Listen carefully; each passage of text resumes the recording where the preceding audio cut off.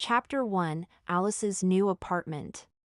Alice plopped into her computer chair, flipping through a magazine under the warm afternoon sunlight. She stretched out lazily, half sitting, half lying in the chair. It was Sunday, her first day off after moving into this cozy apartment the day before. Finally, she felt free. Away from her parents' constant rules, Alice could now enjoy the independence she had always dreamed of. The move wasn't just about freedom. Her university was too far from home, and commuting 3 hours a day during her first semester had been exhausting. Her parents, worried about her well-being, finally agreed to let her rent a place closer to campus. The apartment was on the 6th floor, small but affordable, and fully furnished, a deal too good to pass up. Alice closed her magazine, tilting her head back as the golden sunlight washed over her. It didn't take long for the warmth to lull her into a sweet, peaceful nap. Every morning, Alice greeted James, the apartment's friendly manager, with a cheerful, "Good morning." Her bright and lively personality made it easy for her to connect with others, and James always responded with a warm smile. The university was only a short bike ride away, just 7 or 8 minutes compared to the grueling 3-hour round trips she used to endure. Many other students lived in the building for the same reason, making it a popular spot for renters. By the end of her first week, Alice had settled in nicely. On Friday morning, as she prepared to head to class, she noticed something odd, a piece of paper sticking out from under her front door. A letter? She wondered. But that seemed unlikely, she'd only just moved in. Curious, she picked it up. It was a drawing on a white paper, a simple sketch of a little girl holding hands with her parents, all smiling warmly. It looked like the work of a secondary school student. Probably just something a kid dropped.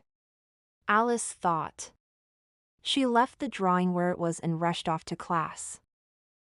That weekend, Alice went home to visit her parents. By Sunday evening, when she returned to the apartment, she was surprised to find the drawing still lying there, untouched. Why hasn't anyone picked this up? She muttered. She bent down, picked up the paper, and considered throwing it away. But then she hesitated. What if someone comes looking for it? She thought. She decided to keep it on her desk, just in case. The week passed quickly. By Friday morning, Alice was back to her usual routine. But as she opened her door to leave, her eyes widened. Another drawing. It was also on a white paper, in the same style as the first one. This time, the girl in the drawing looked older, sitting under a large tree with a sketchpad on her lap. Alice's stomach twisted. Someone was leaving these for her. That weekend, she decided to ask James about it. When she saw him in the lobby, she casually brought it up. Hey, James, She began. do you know if there's anyone in the building who likes to draw? Maybe a young girl? James's cheerful expression faltered. His smile disappeared, replaced by a serious look. There was a girl. He said slowly. She used to live here, but she doesn't anymore. Alice frowned, sensing his unease. Oh, do you know what happened to her? James hesitated, then shook his head. It's best not to talk about it. He said, before quickly walking away. That night, Alice lay in bed, staring at the ceiling. James's reaction played over and over in her mind. What had happened to the girl? And why did he seem so uncomfortable talking about her? As she was about to drift off to sleep, a faint creaking sound pulled her back to alertness.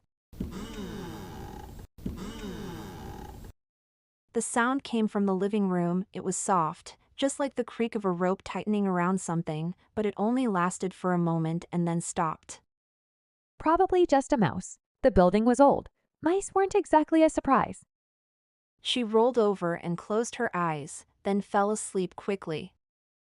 She didn't notice the two drawings on her desk shifting slightly, as though a gentle hand had brushed against them. And she certainly didn't hear the faint rope sound started up again intermittently, just after she fell asleep. Chapter 2: In Visit to James.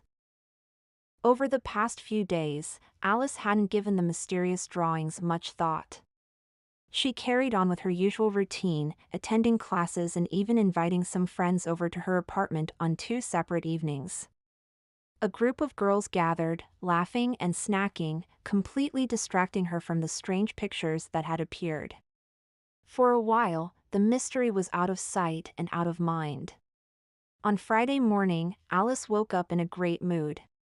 She got up early, made herself breakfast, and packed some clothes to bring home for the weekend. Just as she locked her apartment door and turned to leave, she felt a sudden chill behind her. Her heart sank, and the cheerful morning she had planned vanished in an instant. There it was again, a drawing on the floor. Alice froze, her heartbeat quickening. This time, she didn't need to pick it up to know it was from the same mysterious painter. Slowly, she bent down and lifted the paper. The picture showed a girl sitting in the corner of a room, hugging her knees and crying. The tears were drawn so large they almost seemed to spill off the page. It was clearly an exaggerated style, but the emotion was undeniable. And Alice recognized the girl. It was the same figure from the second drawing, the one painting under a tree. Why does this keep happening? Why does it always show up on Friday mornings? Alice thought. The appearance of this third drawing didn't just puzzle her, it unsettled her deeply. Fear crept in. She didn't know who was behind this or why they were doing it, but the thought of someone targeting her filled her with unease. Alice resolved to speak to James, the building manager, as soon as possible to get some clues. That Sunday evening, Alice returned to the apartment earlier than usual.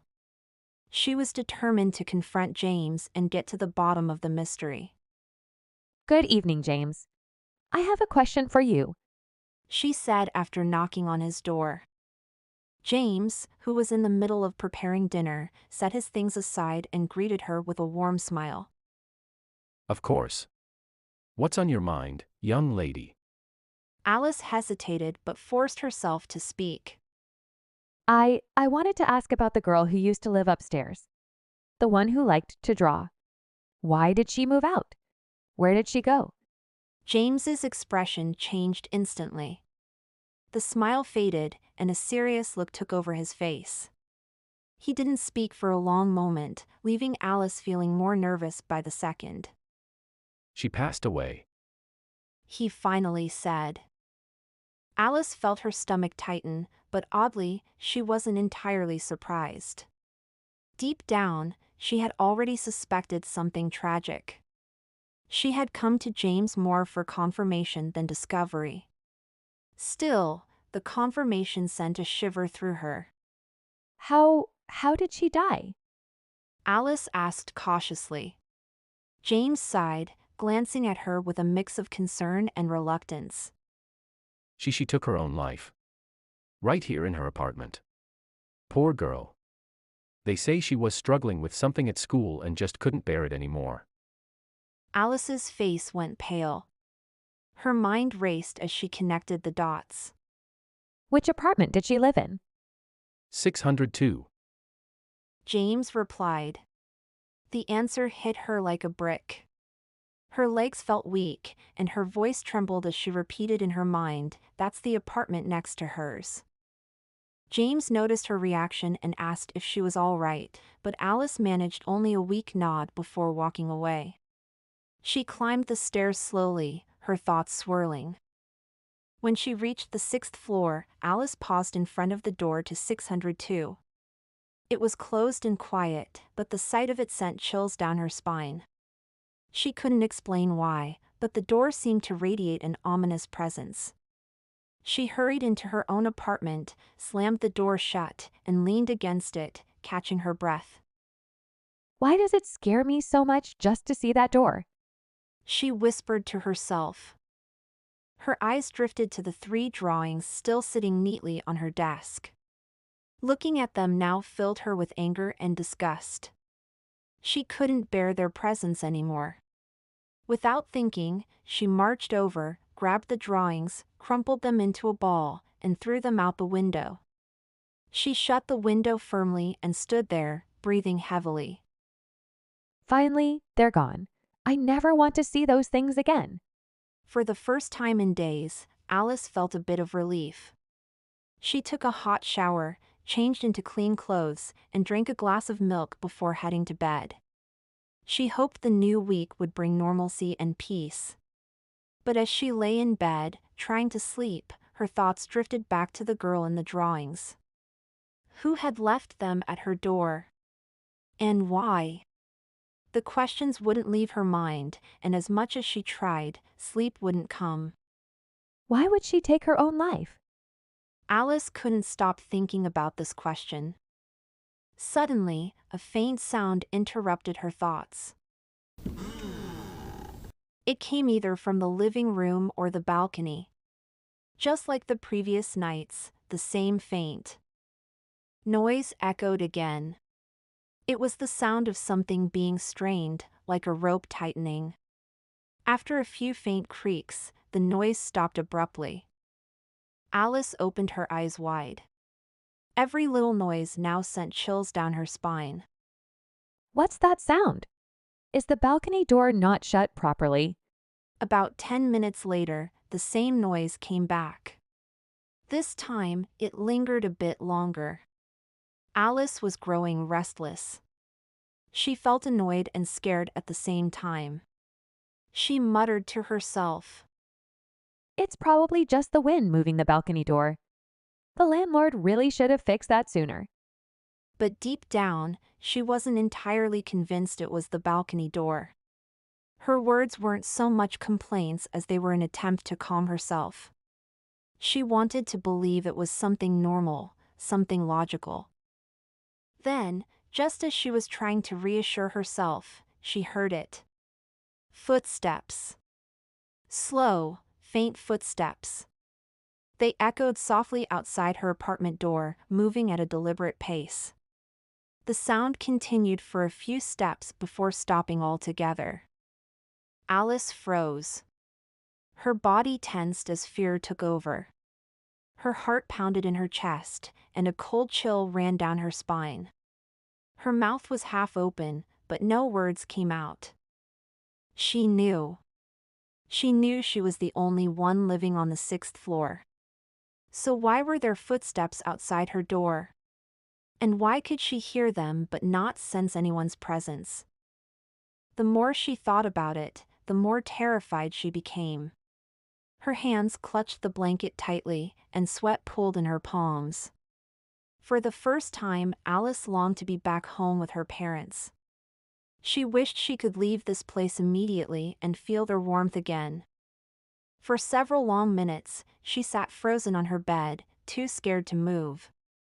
She didn't even have the courage to get up and check the front door. She didn't want to face whatever might be out there. She told herself, Maybe it's just my imagination. I'm probably scaring myself for no reason. She clung to that thought, repeating it over and over in her head like a mantra. Eventually, the apartment fell silent again. The eerie quiet brought her some relief. Bit by bit, her fear began to subside. Despite the lingering unease, exhaustion won out, and she finally drifted off to sleep. For the rest of the night, her room remained quiet.